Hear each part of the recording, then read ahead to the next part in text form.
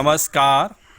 कच्छ मांडवी स्थित व्यसन मुक्ति अभियान के सचिव और कोषाध्यक्ष, राष्ट्रीय अवार्ड विजेता शिक्षक, जैन समाज रत्न, अंध अपंग और कैंसर हॉस्पिटल मांडवी और अनेकविध संस्थाओं में सेवा का योगदान दे रहे श्रीयुत दिनेश भाई मणिलाल शाह ने लॉकडाउन के दौरान मातृभाषा को जीवंत रखने के लिए जो बात बताई वो आज के संदेश कार्यक्रम में ध्यान से सुनिए।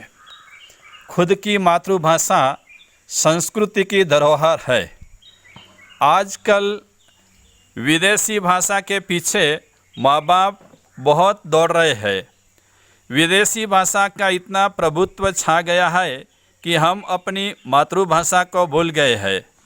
हम अपनी मातृभाषा को भूलकर विदेशी भाषा और दूसरे शब्दों में कहूँ तो फिर हम अंग्रेज़ों के गुलाम हो गए हैं। विदेशी भाषा का अहमियत हम स्वीकार करते हैं, लेकिन विदेशी भाषा हमारा साधन है, साध्य नहीं। विख्यात सिंधी उद्योगपति हरी लैला परिवार अपने घर में सिंधी भाषा में बात करते हैं। बड़ा परिवार है और यह परिवार सिंगापुर में स्थित है। कच्छ मांडवी के ओमान स्थित सेठ खिमजी रामदास की तीसरी पीढ़ी अपने घर पे कच्छी भाषा में ही बात करती है। हम कच्छ के वतनी हैं, इसीलिए मैं शुरुआत कच्छ प्रदेश की कच्छी भाषा से ही करूँगा। गुजरात राज्य के 25% विस्तार में फैला और भारत का दूसरे क्रमांक का बड़ा जिला कच्छ है।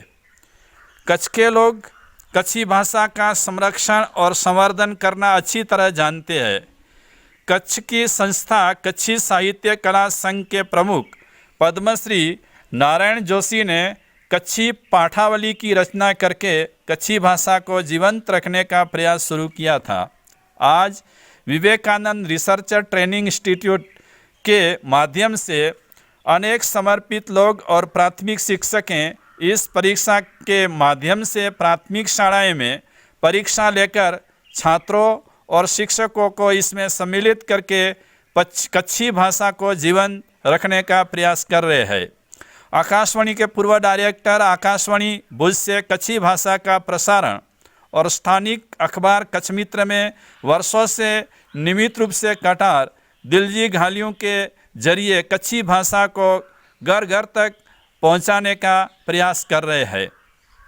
कच्छी साहित्य अकादमी के माध्यम से अनेक सिद्धहस्त और नवोदित कच्छी सर्जक अपना उन्मेष प्रकट कर रहे हैं, योगदान दे रहे हैं और सभी कच्छी प्रेमियों के प्रयत्नों के फलस्वरूप कच्छ यूनिवर्सिटी भी प्राप्त हुई है। मैं सिर्फ कच्छी भाषा की बात नहीं करता। भारतवर्ष एक बहुत बड़ा देश है। हम बहुत सालों से भारतवर्ष के अनेक राज्यों में परिभ्रमण कर रहे हैं, विहार कर रहे हैं। इसे भ्रमण दरमियान एक बात हमने देखी कि चारों ओर विदेशी भाषा का प्रभुत्व छाया हुआ है। इस अंधी दौड़ के पीछे बालक अपनी मातृभाषा भूल गया है।